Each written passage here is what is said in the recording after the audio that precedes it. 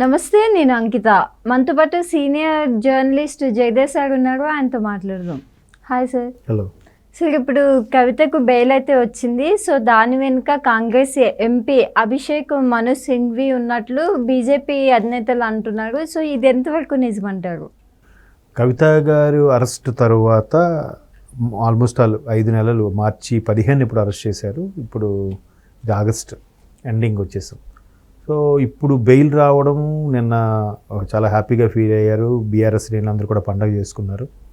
అయితే అది బెయిల్ వచ్చిన మరుక్షణమే తెలంగాణ ఎంపీ, తెలంగాణ కేంద్ర మంత్రి బండి సంజయ్ గారు కూడా వ్యాఖ్యలు చేశారు. కాంగ్రెస్తో వీళ్ళు కుమ్మక్కయ్యారు, కాంగ్రెస్తో ఏదో సంథింగ్ రిఫరెన్స్ చేయించుకున్నారు, అందువల్ల కవితకి బెయిల్ వచ్చింది అన్నట్టుగా అన్నారు.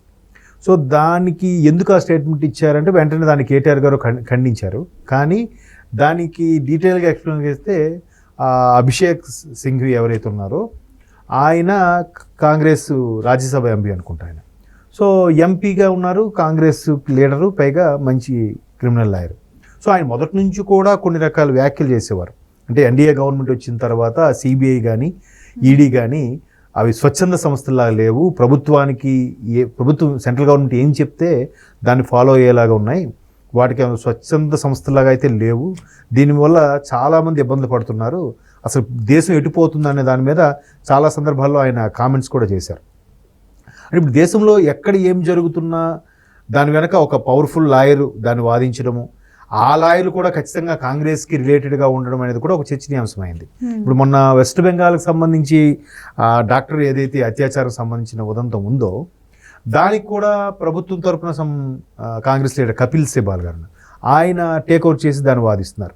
అది దానివల్ల ప్రజల్లోకి ఎంత బ్యాడ్గా వెళ్తున్నారు, లేదంటే సౌమ్యంగా శాంతంగా ఏదైతే ధర్నా చేస్తున్నారో డాక్టర్ స్టూడెంట్స్ అందరూ కూడా దాని మీద బాష్పవాయు ప్రయోగించడము, లేదంటే వాటర్ కెనాల్తో చెలరైపోవడం ఇవన్నీ చేస్తుంటే అయినప్పటికీ ప్రభుత్వం తరపున ఒక ఫేమస్ లాయర్ కపిల్ సిబాల్ లాంటి వాళ్ళు వాదించడం, అది కూడా కాంగ్రెస్ రిలేటెడ్గా వాళ్ళు ఉండడం, ఇవన్నీ కూడా చర్చనీయాంశం వస్తున్నాయి. ఇప్పుడు ఇక్కడ కూడా అభిషేక్ సింగ్ గారు కూడా కాంగ్రెస్ తరపున ఎంపీ, పైగా మంచి లాయర్ ఆయన, డాక్టరేట్ ఇచ్చారు, డాక్టర్ సంథింగ్ నాకు తెలియదు, డాక్టర్ అభిషేక్ సింగ్ అంటారు ఆయన.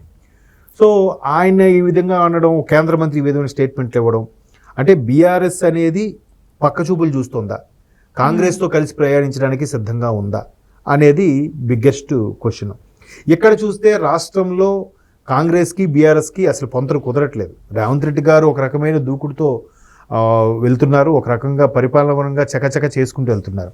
ఈ మధ్యకాలంలో అక్రమంగా ఆక్యుపై చేసిన ల్యాండ్స్ ఏవైతే ఉన్నాయో వాటన్నిటిని కొరడా జలిపించడంతో హైడ్రా ద్వారా అది ఒక విధంగా బీఆర్ఎస్కి కాంగ్రెస్ కూడా కొంచెం గ్యాప్ ఎక్కువైనట్టే కనిపిస్తుంది. అంతకుముందు ఫోన్ ట్యాపింగ్ వ్యవహారం ఇవన్నీ కూడా.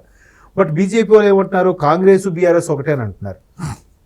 కాంగ్రెస్ వాళ్ళు మొదటి నుంచి కూడా వాదిస్తున్నది ఏంటంటే ఇది బీఆర్ఎస్తోనే వీళ్ళు ఉన్నారు, అందుకే బీఆర్ఎస్కి తెలంగాణలో ఎంపీ సీట్లు కూడా పెరగడానికి కారణం అదే అయింది, దానివల్ల ఇది బీజేపీలో పొత్తు పెట్టుకోవడానికి చూస్తున్నారు కేసీఆర్ గారు, అందుకే బీజేపీతో పొత్తు కన్ఫర్మ్ అయిన మరుక్షణం కవిత గారు జైలు నుంచి రిలీజ్ అవుతారు అన్నట్టు కూడా ఒక వార్త అయితే సోషల్ మీడియాలో హల్చల్ అవుతుంది.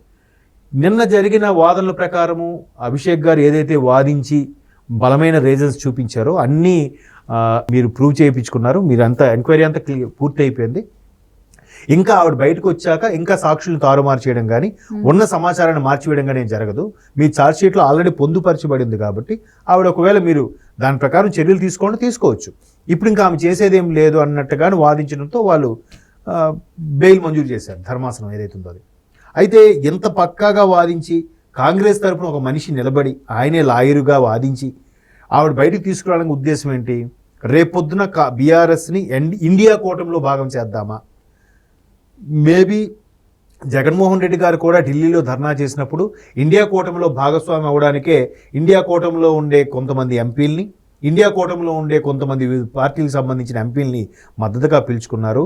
మరోవైపు జగన్మోహన్ రెడ్డి గారు అలాగే కేటీఆర్ గారు కూడా మొన్న జగన్మోహన్ రెడ్డి గారు కూడా మరలా స్టేట్మెంట్ ఇవ్వడం, అంత పర్సంటేజ్ వచ్చింది, ఆయన ఎలా ఓడిపోయారు నాకు అర్థం కావట్లేదు అన్నట్టుగా మాట్లాడడం, అంటే బీఆర్ఎస్ను కూడా జగన్మోహన్ రెడ్డి గారు లాగే ఇండియా కూటమిలోకి భాగస్వామి అయ్యే అవకాశం ఉందా ఆ విధంగా అడుగులు కదుపుతున్నారా?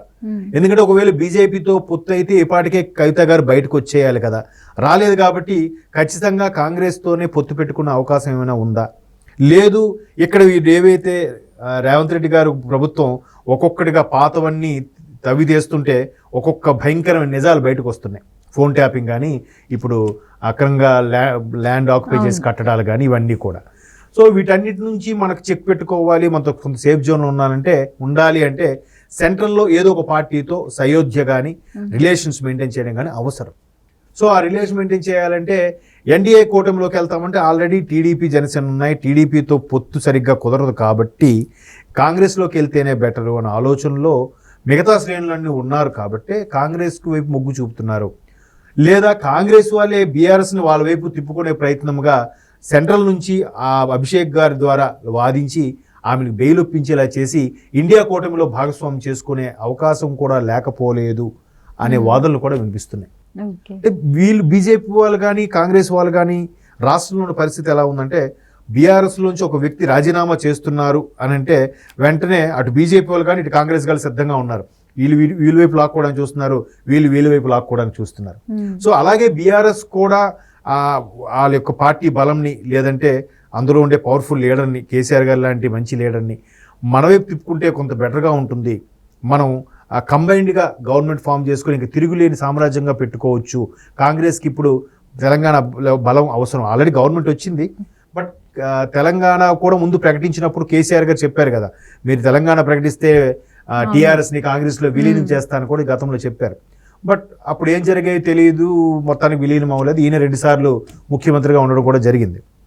అయితే ఇప్పుడు మరలా ఆయా అంశాలని గుర్తు చేస్తూ కాంగ్రెస్ బీఆర్ఎస్ని తన వైపు లాక్కునే ప్రయత్నం చేస్తుందా అనే చర్చ అయితే స్టార్ట్ అయింది. బట్ బీఆర్ఎస్కి ఎంపీల స్థానం బలం ఏం లేకపోవచ్చు, కానీ ఏ ఒక్క అవకాశాన్ని కూడా విడిచిపెట్టుకోకుండా ఎన్డీఏ బలమైన సామ్రాజ్యం స్థాపించుకున్న నేపథ్యంలో దానికి ప్రత్యామ్నాయంగా కాంగ్రెస్ కానీ అవతరించకపోతే ఎన్డీఏ కానీ ఇప్పటికే 3 సార్లు గెలుచుకుంది వరుసగా, 4వసారి కూడా ఎన్డీఏనే వస్తే ఏంటి నెక్స్ట్ పరిస్థితి? కాంగ్రెస్ అనే జాతీయ పార్టీ 150 ఏళ్ళ చరిత్ర పార్టీ మనుగడ ఏంటి అని కూడా అనుకుండవచ్చు. సో అలాంటి సందర్భంలో కాంగ్రెస్ పార్టీ ఇట్లా ఎక్కడే అవకాశం ఉన్నా తనలో కలుపుకునే ప్రయత్నం చేస్తోంది అనేది ఒక చర్చ నడుస్తుంది. మేబీ దాన్ని బేస్ చేసే బండి సంజయ్ గారి కేంద్ర మంత్రి ఆ విధంగా స్టేట్మెంట్ ఇచ్చిండొచ్చు. బట్ కేటీఆర్ గారు దాన్ని ఖండించారు. చూద్దాం, చెప్పలేము, రాజకీయాల్లో ఏదైనా సాధ్యమే.